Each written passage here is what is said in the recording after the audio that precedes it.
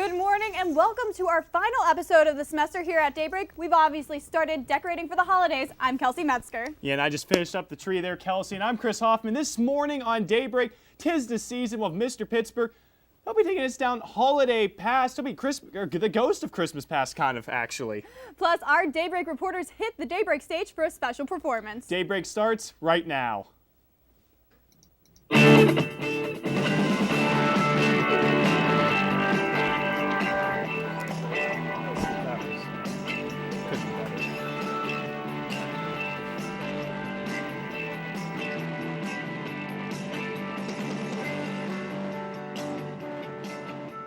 New to the final Daybreak of the semester. Let's start this Monday off hopefully a little bit better than we saw this past week. It was kind of gray and rainy again. It was kind of dreary, but you know, the temperatures are average for this time of the year, and after last winter, I'll take that for right now, Chris. Let's send it over to Alex, who has our morning outlook.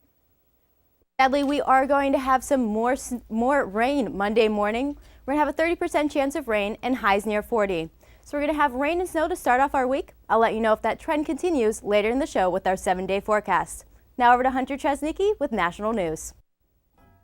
Alex, thanks. Investigators are deciding whether to charge Michael Brown's stepfather for attempting to incite a riot for urging a crowd in Ferguson, Missouri to, quote, burn this expletive down.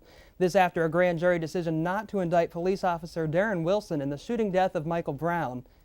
Police say Lewis Head, Brown's stepfather, could be heard shouting after the jury's decision was handed down. Authorities say Head is not the focus of this investigation. And yet again, a police officer is not charged in the death of a man, this time in New York City. Authorities say Daniel Pantanello will not be charged in the death of Eric Gardner, who died after being put in a chokehold in July.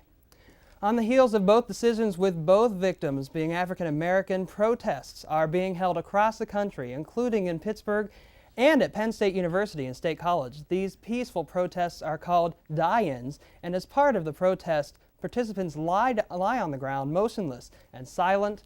Protesters say it's all about the process, minorities across the country being treated differently than whites. And finally this morning, 3 more women went public Wednesday accusing comedian Bill Cosby of sexually assaulting them during the 70s and 80s. NBC News reports in recent weeks 20 other women have come forward accusing Cosby of sexual assault.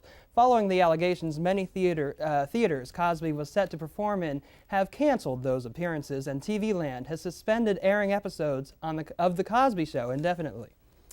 The holiday season has begun, and Pittsburgh has quite a few activities going on in the city. Mr. Pittsburgh himself is here. James Hill is here to take a Throwback Thursday look at some of the city's most beloved traditions throughout the years. James?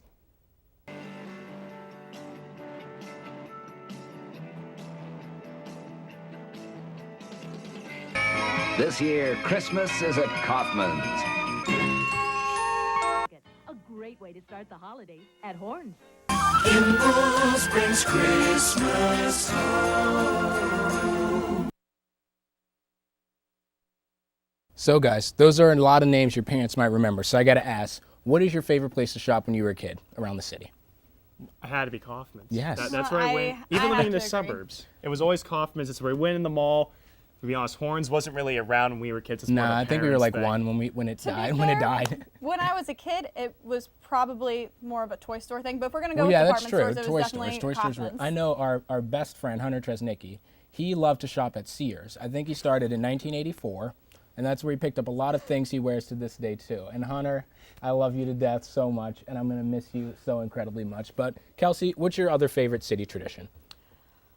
Well, my favorite tradition is actually a family tradition where we go ice skating out down at PPG rink every Saturday after Thanksgiving, kind of just when all the holidays start up, the holiday traditions where they have the windows. So we go past the windows, we go skating, then we go out for a family dinner. It's something that we've done the past few years. Chris, what's your favorite holiday tradition? I'd say it's light up night. It's just so nice to see the city when they turn the lights on finally, and they make a celebration out of it, let's be honest. I mean, you got fireworks when they turn on the tree. 20 minutes later, you got fireworks on the bridge just to celebrate the whole night. It's just a great, fun atmosphere. I mean, there's so many people downtown, and there's so many things to do and see. Yeah. Well, James, Mr. Pittsburgh, also Yes. Mr. Christmas, we could probably call I him. actually just started crying a little. I'm so sad. He knows everything about both. He's very knowledgeable. What is your favorite? Because I know you love the city so much Let's and you see. love the holiday season so much. I'm gonna say my favorite thing about Christmas is the memories you get to share with your family. You know, we're in a situation where things are so modern, everyone's so caught up in technology. My 3-year-old nephew knows how to use an iPad better than I do already. But something that happened last year, you know, I took him downtown for the very first time, and he looked in the Macy's holiday windows, and for a couple minutes, you know, life was just simple. There wasn't technology, it was mechanics and old-fashioned things and just traditions that never seem to die, no matter how hard and how crazy and technology-driven this world gets. Well, I have one more question for each one of us. What is your favorite holiday movie? Ooh, my favorite is the new Lifetime movie, Christmas in the City. 3 a.m. study sessions, you'll be surprised what you find. I think what Chris and I were saying the other day was that Charlie Brown's Christmas Yes. is such a classic Well, that we just love it. Rudolph turns 50 this year. That claymation classic Already? Rudolph, it's its 50th anniversary. So I'm going to actually say The Year Without a Santa Claus, that other claymation one, that's my actual So favorite. many of those claymation ones were so good. I'm gonna go with the one that's not exactly a movie. Charlie Brown, let's be real, it's not really a movie, but it's just so well done. And really at Christmas, there's no real one you can go wrong with. You can go the claymation route. There's so many good ones there. There's lots of animated ones, like a Frosty the Snowman that's and a all that classic too. Even the newer ones, I think, are pretty good overall. Yeah, I mean, Elf, that's the new classic for this generation. The kids love that movie. All right. Thanks for joining us today, James. We really appreciate all of your time.